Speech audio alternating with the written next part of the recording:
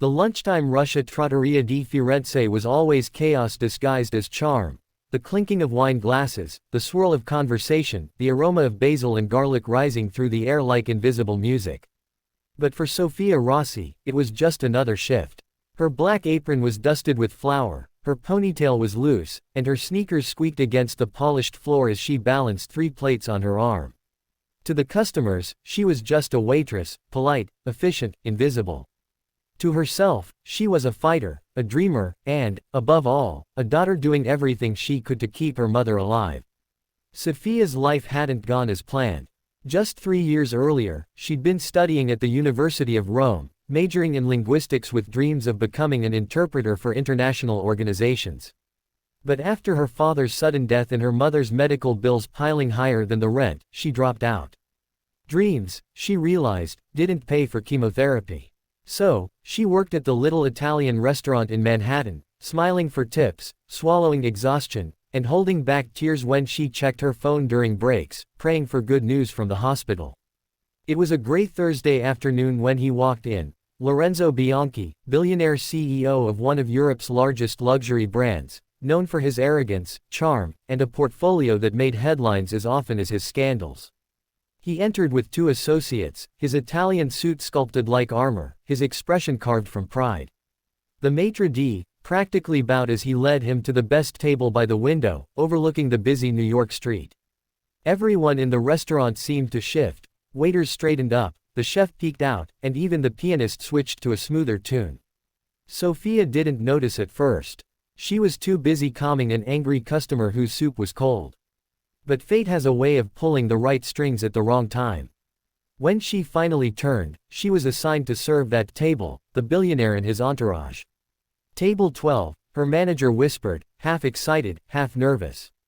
Be careful. That's Lorenzo Bianchi. He could buy this whole place with his pocket change. Sofia nodded, grabbed her notepad, and walked toward the table with her usual composure. She had served celebrities before, some kind, some unbearable. To her, everyone was just another person hungry for food and, sometimes, attention.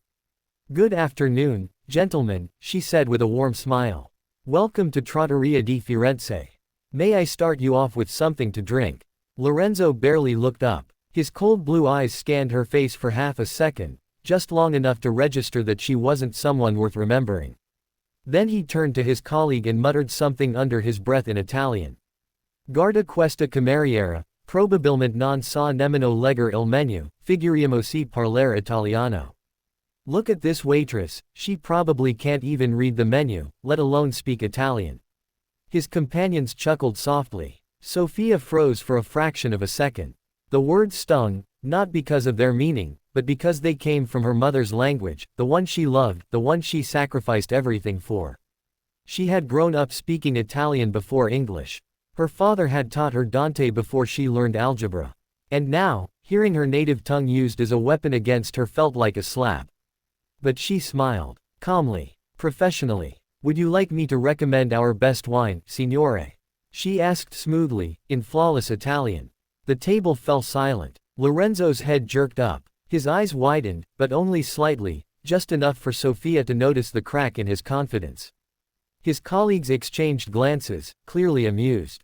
Sofia continued, her accent soft but precise. Abbiamo un barolo del 2012 che si sposa perfettamente con la nostra lasagna. Oppure preferis qualcosa di più robusto, come un Chianti Reserva. We have a 2012 Barolo that pairs beautifully with our lasagna. Or would you prefer something bolder, like a Chianti Reserve? Lorenzo blinked. Then, trying to recover his composure, he smirked. Impressive, he said in English this time. You speak well, for a waitress. Sofia's heart pounded, but she didn't let her smile falter. Thank you, sir, she replied. I used to study languages before life taught me other lessons. He raised an eyebrow, intrigued by her composure. Life teaches everyone, he said. Some learn, some don't. And some, she said softly, learn humility the hard way. For the briefest moment, their eyes locked, his cold and assessing, hers calm but burning with quiet strength. He didn't respond. Instead, he waved his hand dismissively. Bring the Barolo, he ordered, retreating into his phone. As the meal went on, Sophia continued to serve with grace. The men talked business, bragging about mergers and money. But Lorenzo's gaze drifted toward her every now and then. There was something about her, the way she carried herself with quiet dignity despite wearing a cheap uniform, the way her Italian sounded native, educated, confident. When she brought their main course, he finally asked, "You said you studied languages?" "Yes," she replied simply. "Italian, French, and English. And now you wait tables." Sophia smiled sadly. "Life doesn't always go the way we plan, signore. My father used to say that dreams are like seeds, some grow in gardens, others in cracks between stones." There was something in her tone that made even his friends fall silent. Lorenzo didn't know why, but her words stirred something he hadn't felt in years, a flicker of shame, maybe, or recognition. He nodded slowly. "Your father sounds like a wise man." "He was," she said softly, lowering her gaze. "Until cancer took him. My mother's fighting it now. I work here to pay for her treatment." For a moment, the billionaire who ruled empires with spreadsheets and stock markets forgot how to speak. He stared at her, the girl he had mocked, realizing she wasn't just a waitress. She was courage in human form. The rest of the lunch passed in uncomfortable quiet.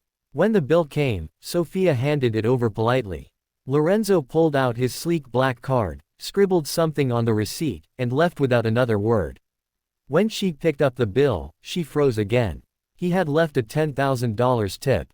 Her first instinct was disbelief. Her second was rejection. She ran out the door, spotting him just as he was about to step into his waiting limousine. "Sir," she called out. He turned. "I can't accept this," she said, holding out the check. Her voice trembled. "It's too much." He smiled faintly. "It's not charity. Consider it an investment." "In what?" she asked, frowning. "In potential," he said simply. "You have something I can't buy, integrity. The world needs more people like you. Finish your studies. You belong somewhere bigger than this restaurant." Sophia's eyes welled with tears. For years she had worked silently, unnoticed, just surviving. And now, a single act of recognition, from the very man who insulted her, felt like sunlight breaking through the clouds. But she shook her head. "I appreciate it, sir, truly. But I can't take money for dignity. That's not how I was raised." Lorenzo was stunned again. He had met countless people, businessmen, models, politicians, all eager to please him. But this young woman, with nothing to her name but honesty and courage, refused what others would have killed for. He took a step closer. "You misunderstand me. I don't give out money to feel better. I'm offering you a chance. Come see me tomorrow at my office.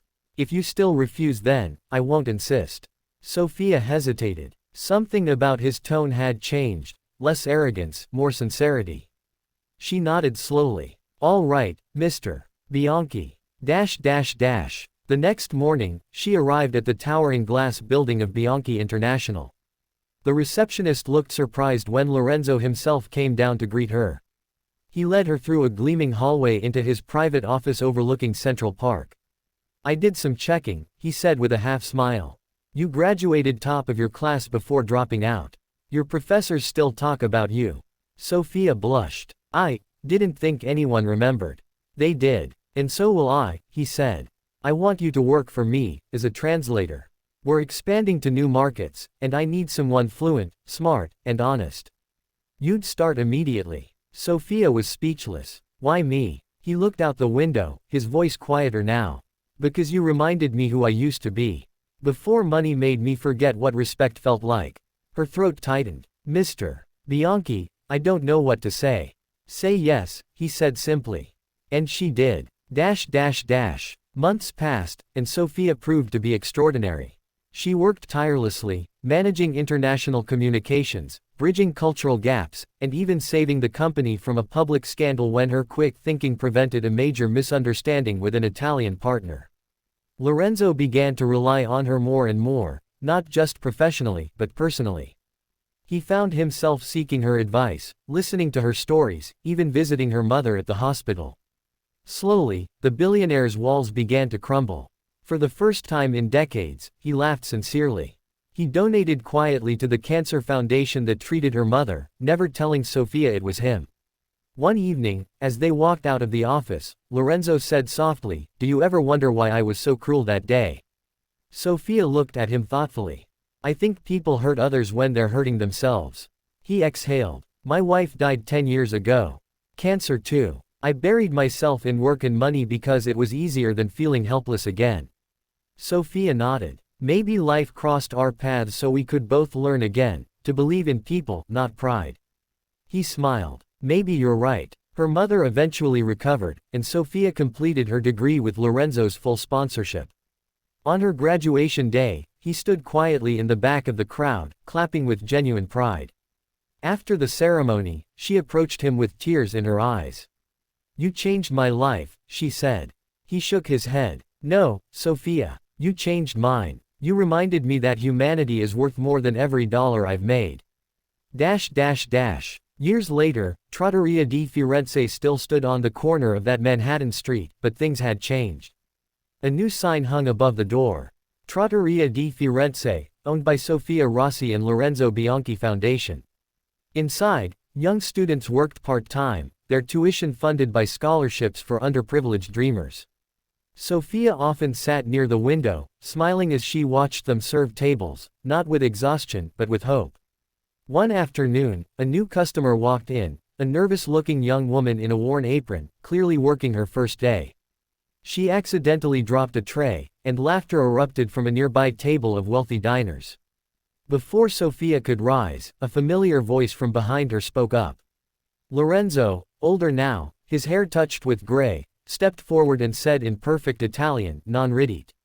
Ognuno di noi servitore in qualche modo." Don't laugh. Each of us serves someone, in one way or another. The restaurant fell silent. Sophia met his eyes across the room and smiled. The same way she had the day they first met. And in that moment, the circle of grace was complete. Because sometimes, the greatest wealth isn't in what we own, but in what we learn when kindness humbles pride. Moral: never underestimate the heart behind the uniform. Respect costs nothing, yet it can change everything.